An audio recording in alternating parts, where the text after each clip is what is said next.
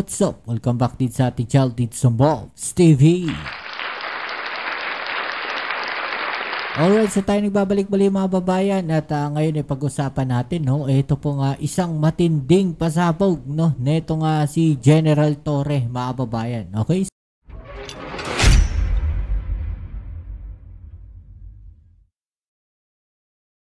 So yan ang ating alamin at pag-uusapan, pero syempre bago ang lahat, please don't forget to subscribe, like, share, at comment dyan sa comment section. At syempre, hindi natin makakalimutan ang shoutouts po sa mga followers at subscribers natin dyan. Maraming salamat po sa inyong suporta at kayo po ay palaging nandiyan dyan. So, i-click nyo rin po yung notification bell mga kababayan para updated po kayo pagka may mga latest tayo na mga video uploads, no? Para every time na mag-upload tayo, no, mapapanood po ninyo yung ating mga video uploads mga kababayan, yung mga reaction video natin, okay? So, ito na nga mga kababayan, no? Matapos nga na magsalita itong si Baste at mag-set, no, ng kanyang mga kondisyones mga kababayan. Grabe, no? Actually, pinagtatawanan na lang siya ngayon ng mga kababayan natin, no? Kasi nga, no, siya yung naghamon ng boxing dito kay General Torre, mga kababayan. Tapos nung pinatulan siya, biglang nagkaroon ng kondisyon.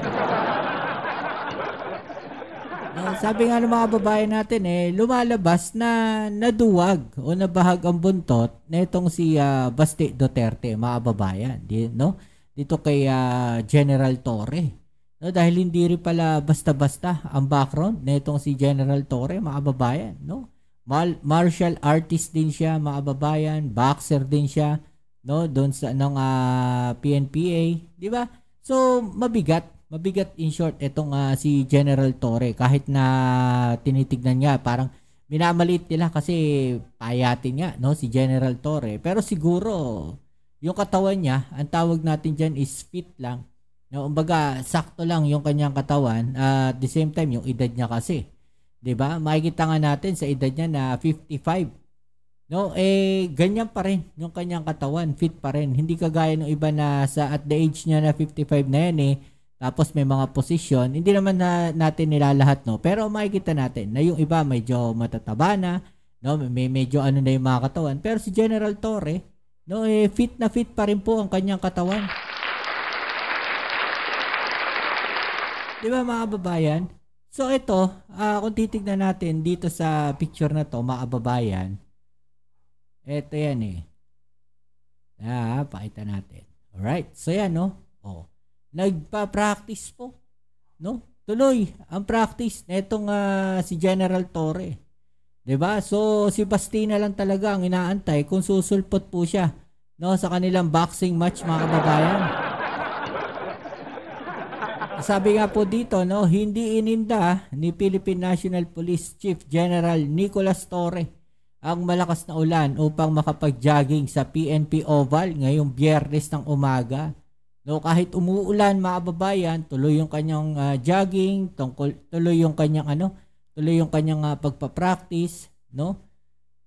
July 25 bilang paghahanda sa charity boxing match nila ni acting Davao City Mayor Baste Duterte, no? So tuloy yung kanyang practice, mga kababayan.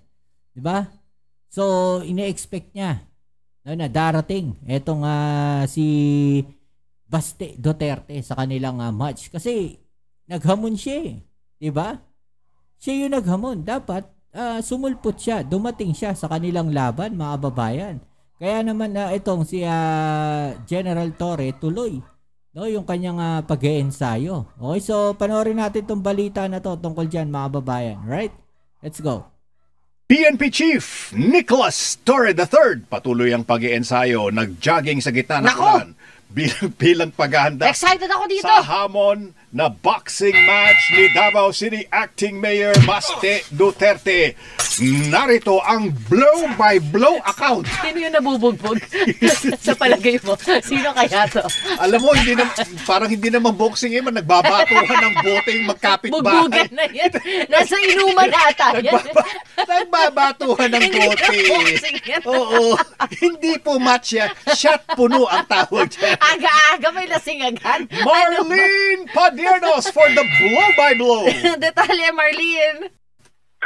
Peter at Rica, sa gitna ng masamang panahon, tuloy pa rin ang ginagawang paghahanda ni PNP Chief Police General Nicolas Torre III para sa nalalapit na bakbakan nila ni Davao City Acting Mayor Baste Duterte sa darating na linggo. Sa kabila ito ng mga inilatag na kondisyon na nakababatang Duterte bago tumuloy sa mungkahing charity boxing match ni Torre. Sa gitna ng malakas na ulan, tumakbo si Torre sa PNP Oval sa Campo Crame bilang training sa nalalapit na laban. Ayon kay PNP spokesperson, Police Brigadier General Jean Fajardo, alas 6:20 ng umaga nagsimula tumakbo si Torre ng hanggang 10 rounds.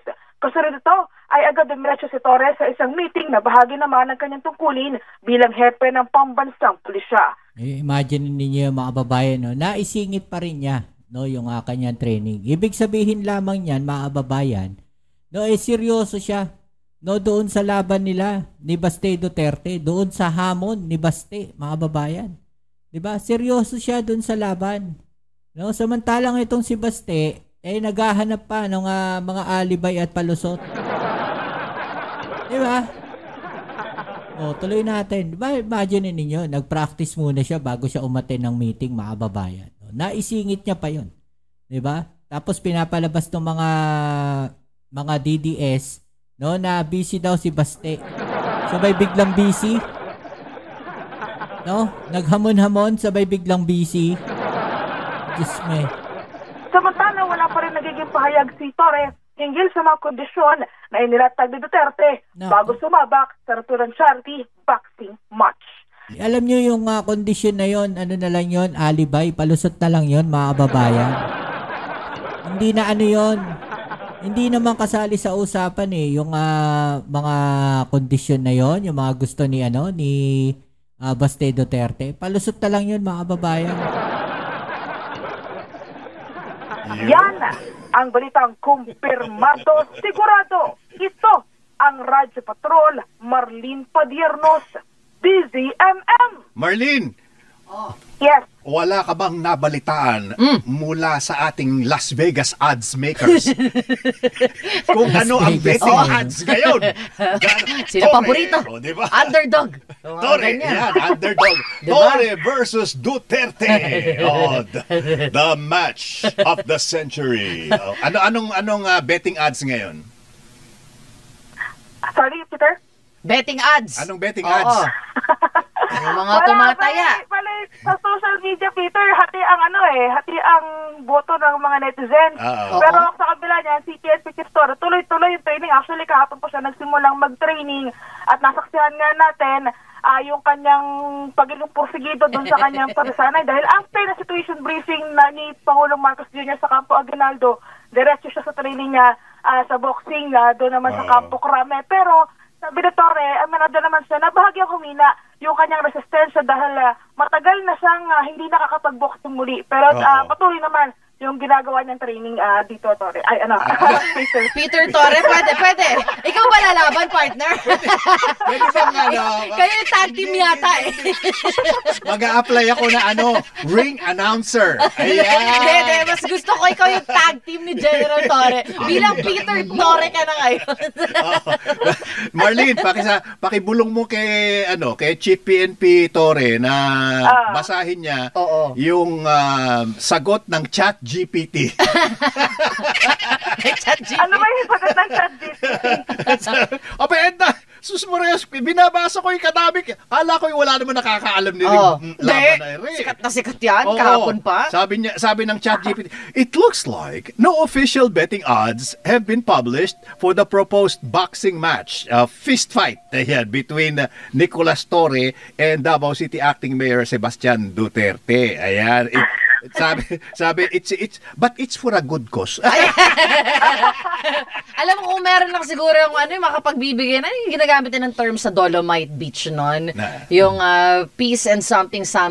Ito talaga pan-distract talaga to sa Baguio. Itong boxing match na to. Tama. Diba? Ano kaya mangyayari dito? Ikaw ba magko-cover nito, Marlene? Kailangan natin ng round girl dito Diba? 12 rounds 12 full rounds. Kung matuloy, titignan natin kung i-deploy tayo. Pero kasi hanggang sa ngayon, di ba nga naglabas ng statement itong si Acting Mayor Duterte na bago siya kumasa doon sa charity boxing match, meron siyang kondisyon na mahihingi siya ng hair follicle sa mga elected officials bago siya kumasa doon sa charity match.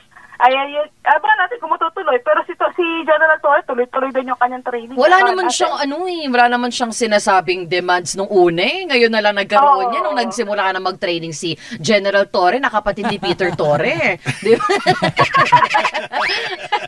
Sige, abangan natin ito sa linggo, no, Marlene, no, yung inaasahan natin sa Rizal Stadium. Yes. Alright, saya mga babayan, no? Grabe.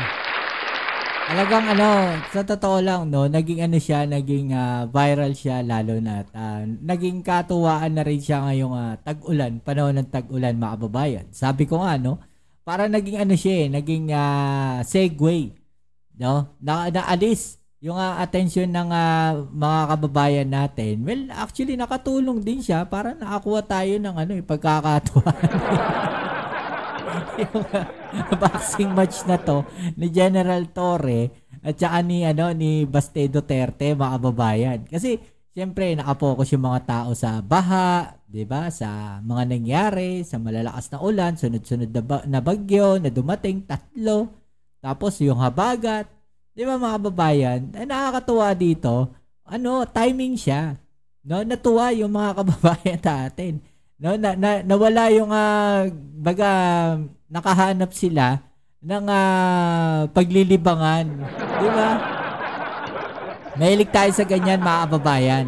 No, alam niyo naman ng mga Pilipino yung hindi magpapatalo no sa kahit anong problema na kinakaharap, di ba? Okay, so yan muli. Maraming salamat sa lahat ng mga patuloy na suporta dito sa ating channel. Ito po muli ang inyong Kuya Mobs. Maraming salamat po. Kita-kits tayo sa ating next video upload. Alright? Peace. I'm out.